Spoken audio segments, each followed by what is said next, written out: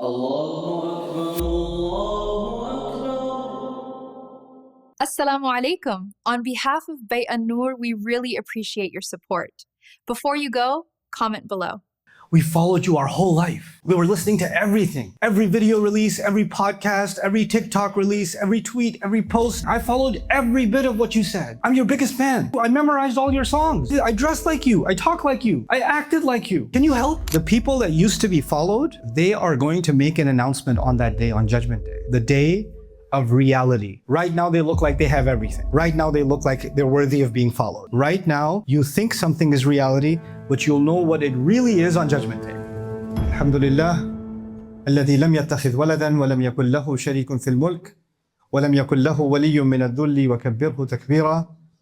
الحمد لله الذي نحمده ونستعينه ونستغفره ونؤمن به ونتوكل عليه ونعوذ بالله من شرور أنفسنا ومن سيئات أعمالنا من يهده الله فلا مضل له ومن يضلل فلا هادي له ونشهد أن لا إله إلا الله وحده لا شريك له ونشهد أن محمدا عبد الله ورسوله أرسله الله تعالى بالهدى ودين الحق ليظهره على الدين كله وكفى بالله شهيدا وصلى الله عليه وسلم تسليما كثيرا كثيرا. أما بعد فإن أصدق الحديث كتاب الله وخير الهدي هدي محمد صلى الله عليه وسلم وإن شر الأمور محدثاتها وإن كل محدثة بدعة وكل بدعة ضلالة وكل ضلالة في النار. قال الله عز وجل في كتابه الكريم بعد أن أقول أعوذ بالله من الشيطان الرجيم إذ تبرأ الذين اتبعوا من الذين اتبعوا ورأوا العذاب وتقطعت بهم الأسباب. رب اشرح لي صدري ويسر لي أمري واحلل عقدة من لساني يفقهوا قولي آمين يا رب العالمين. السلام عليكم ورحمة الله وبركاته. This khutbah, I did not expect to speak to a large group of children, actually. So I'm giving this khutbah off the cuff, but I want to start with something very important for all of you. I noticed that a lot of the teachers have to keep saying shh every few seconds. You guys know that when the prayer begins, when salah begins, then none of you are having a conversation. And if you did, that would be a really serious problem, right? The Friday khutbah, the moment the adhan is done and the khatib starts speaking, even if it's the most boring speech you've ever heard in your entire life, it's actually considered a part of the prayer. It's considered a part of the prayer. So if you guys are talking about anything in that time, or communicating, texting, whispering, whatever, you're doing that in the middle of prayer. So it's just, and it's not something offensive to the khatib, or offensive to your teachers, or offensive to each other, or disturbing somebody else. It's actually an offense against Allah. And it's better you learn that sooner rather than later, right? Because sometimes kids never learned that properly. And then later on, they become adults and you'll find the khatib is giving a khutbah and some adults are having a conversation with each other because they never learned it when they were kids. The other thing I notice here is a lot of you are older and many of you are younger. And the ones that are older among you, you need to recognize something. Whether you know the younger kids in the room or not, they look up to you. They copy your behavior. And what's interesting to me, I saw, because I was giving the khutbah in Arabic and I know most of you weren't paying attention, but I was paying attention to you. I was spying on you. And while I was spying on you, I realized that the younger kids were actually far more quiet than the older ones. And the older ones were doing a lot of the talking, which means you're okay with setting that example for those younger kids. That's not okay. You need to become a better example for the other kids in the school that are younger than you. Even if you don't know them or you know them, you are, like it or not, a role model. Like it or not, you're always someone who sets an example. You know, in the society we live, in the world we live, everybody says, mind your own business. That's my life, I do whatever I want. Doesn't matter. Leave me alone. I'm free to make whatever choice I make. What's it to you? Why does anybody care? I don't care. That's the kind of attitude that's taught over and over again. But actually, everything you do affects someone else. Even things you do just for yourself affects someone else. Everything you do, the Quran describes, leaves a trail behind you. And people see a trail, like if you're in the woods and you don't know where to go and you see that there's a less grass in one patch, which means somebody walked that part already, so you're gonna go that way. And then more people go that way and the grass starts disappearing and that becomes a trail. And then the next time somebody comes along, they don't even think about going in any other direction. They follow the trail. They just go in that same trail. But the first person who walked that trail, that made a little bit of a roadway, became an example for everybody else, right? So that's an important reminder for myself and for all of you. And I wish all the best to all of you. And when I used to be in charge of a campus where I taught, I used to give khutbah, and there were lots of kids in the khutbah, there were adults in the khutbah, and usually what I would do is I would make sure that the kids were not sitting together in the beginning. Because when they sit together, you know what happens. And then when the khatib is speaking, the khatib is thinking, are they talking about me? Is that what they're doing? Because they're pointing and laughing and they're whispering like those two guys are whispering right now. Like those two, yeah, like them, yeah. Yeah, no, it's okay, don't be embarrassed. Hey, you're gonna do it, you're gonna get called out. So, right? So when that happens, I realized that's also not the best way to go. So I allowed them to sit together. But the only thing I did then is I made a policy. If you would like to speak during the khutbah, I'd like to stop the khutbah, bring the mic over to you, and then have you continue your conversation in front of everyone. And all of a sudden, in the entire community, our kids were the most behaved. Because nobody wanted to become a celebrity over that kind of behavior. Anyway, the subject that I want to talk to you about today is actually, I think, very important for all of you and myself. When the Prophet ﷺ was giving his message, I think all of you know that the majority of people in the society of Makkah rejected it. They didn't want to hear it. They were not interested. And they gave lots of different reasons. One of the reasons they gave is that he's not rich. He doesn't have a lot of money. Also, he doesn't have a lot of followers. So one, he's not wealthy, and two, he's not popular. Because we only follow people that are either wealthy or popular.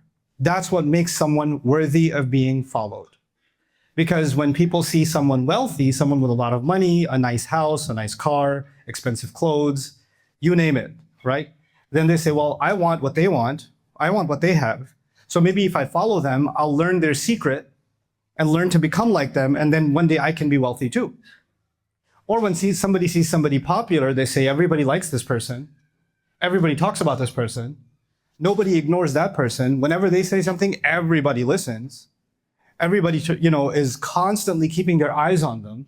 And when they do one thing, they wear certain kinds of clothes, or they say something, that becomes a trend, that goes viral. Man, that's power. I wish I was popular.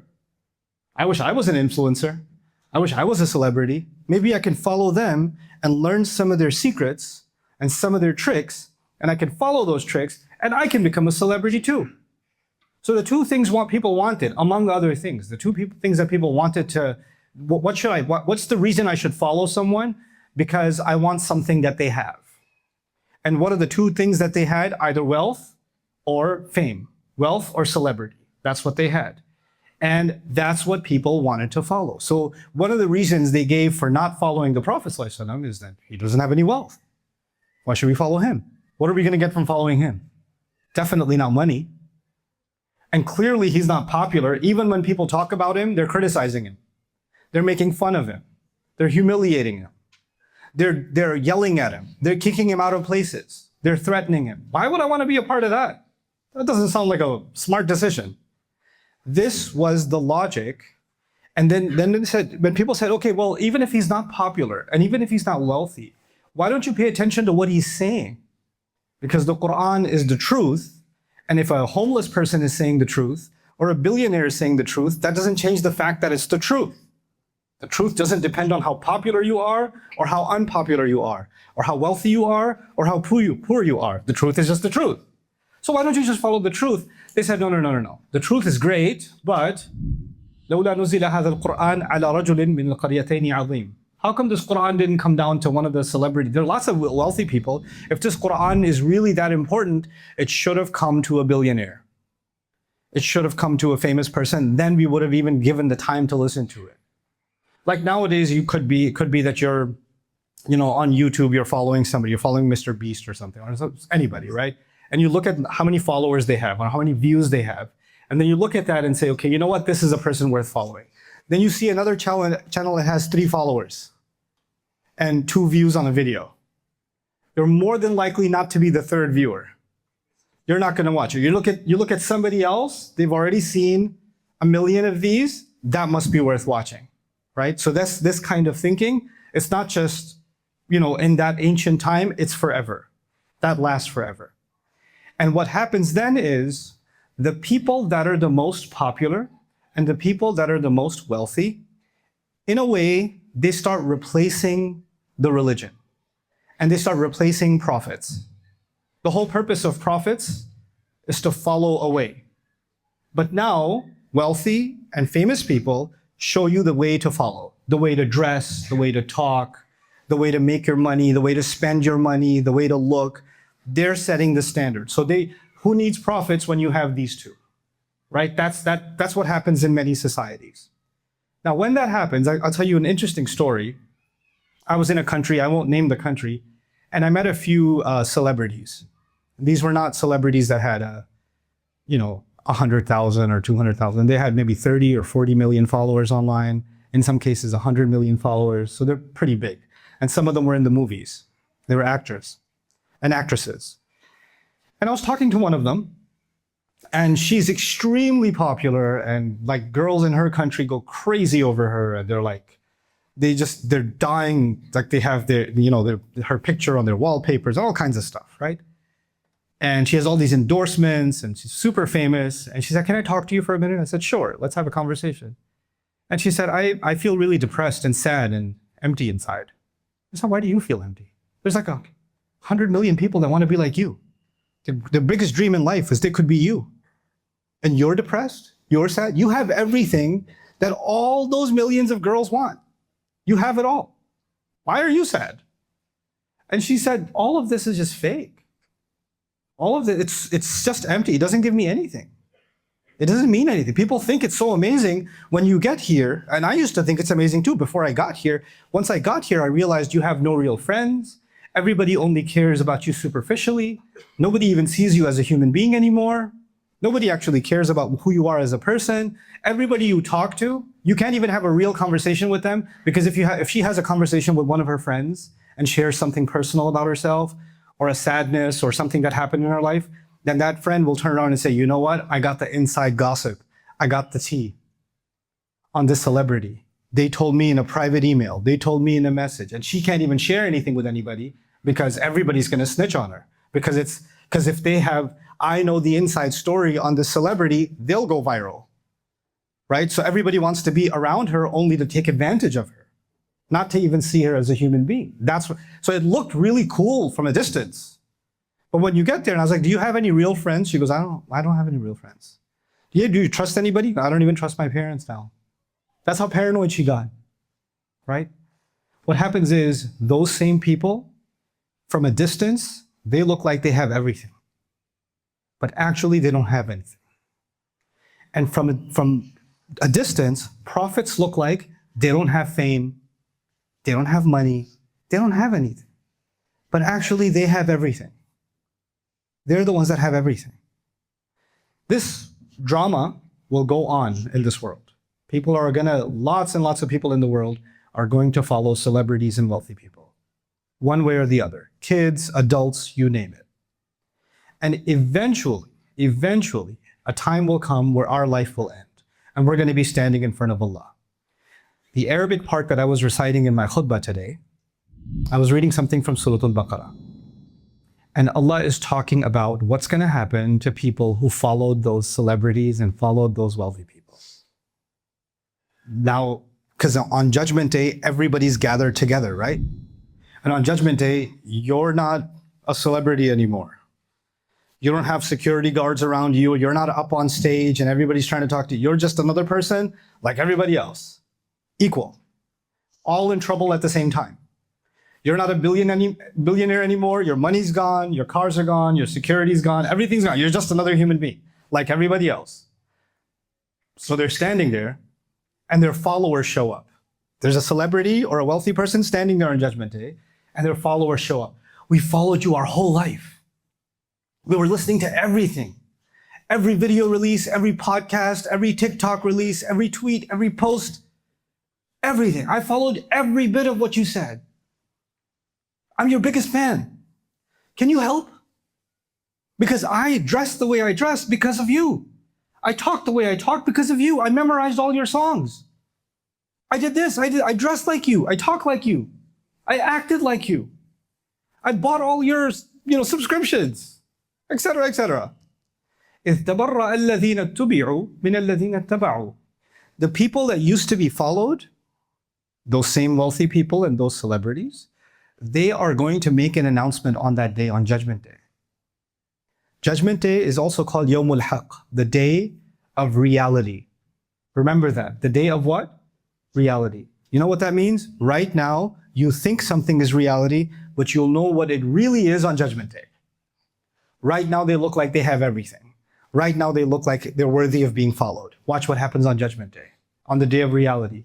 All their followers show up and say, hey, can you help us? We're with you, right? We're with you. إِذْ تَبَرَّأَ الَّذِينَ اتُّبِعُوا. When those who used to be followed are going to say, we have nothing, مِنَ الَّذِينَ اتَّبَعُوا, from those who followed them, all their followers, they're going to say, we have nothing to do with these people. I don't even know who these people are. I don't care about them. I hate them. Please get me away from these people.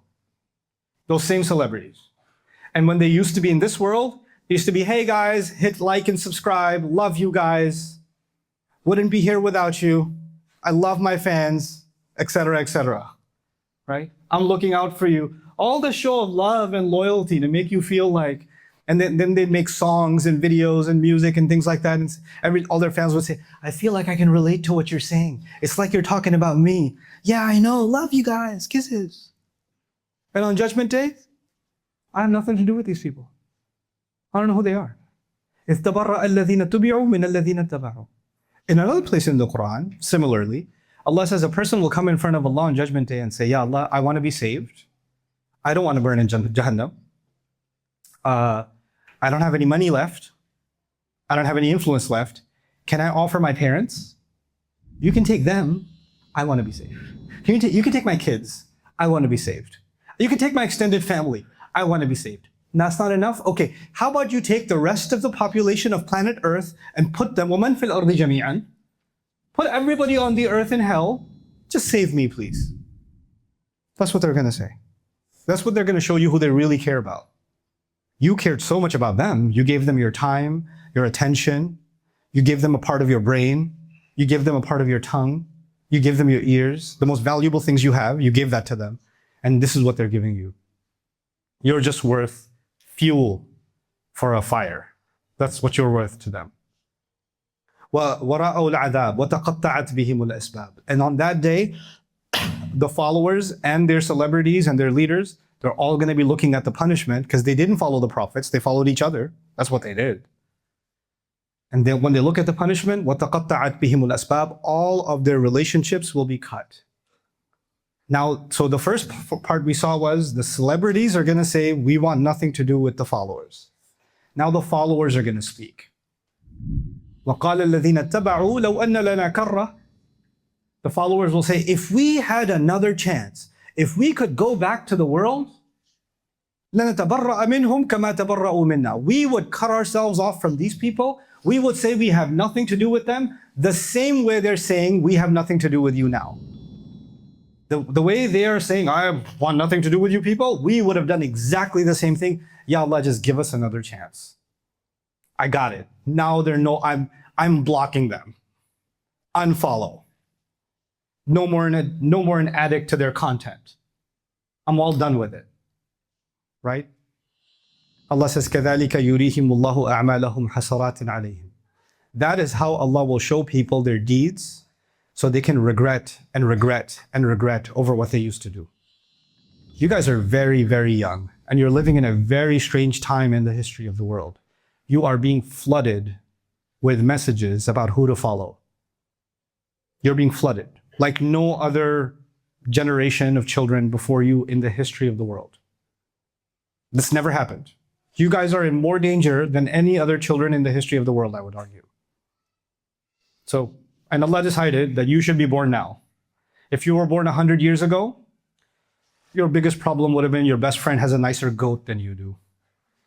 Right? That was, But that's not the case.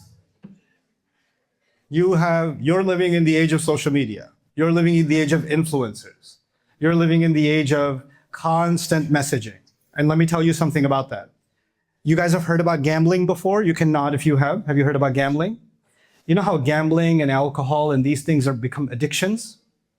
They become addictions.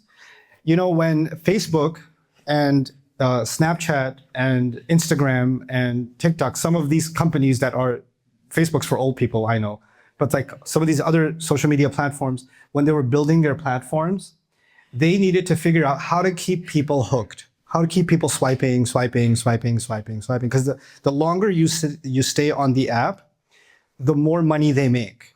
So it's not, you think it's free content, but actually your attention makes them money.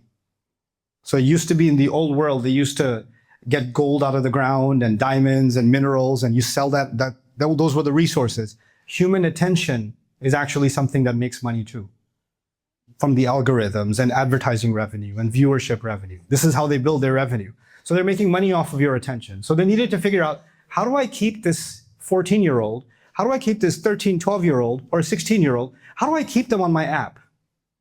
And how do I keep them strolling, and because I need to keep them on here longer. I need to make them addicted.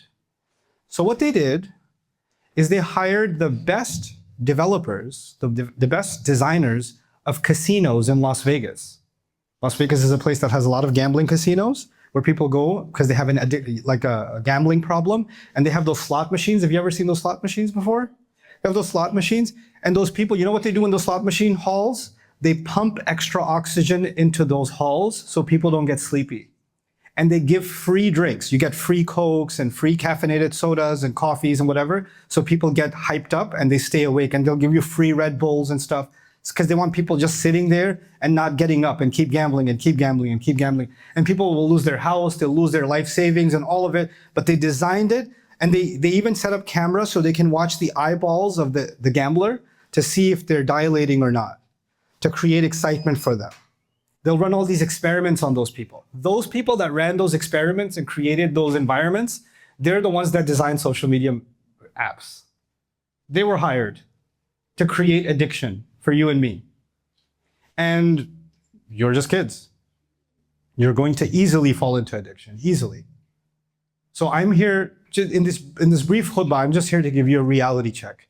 It's very easy to lose sight of what is real when you are constantly flooded with influencers because of their wealth or because of their fame. Maybe they're famous because of their athleticism or because of their beauty or because of their some entertainment that they do, whatever it is that made them famous.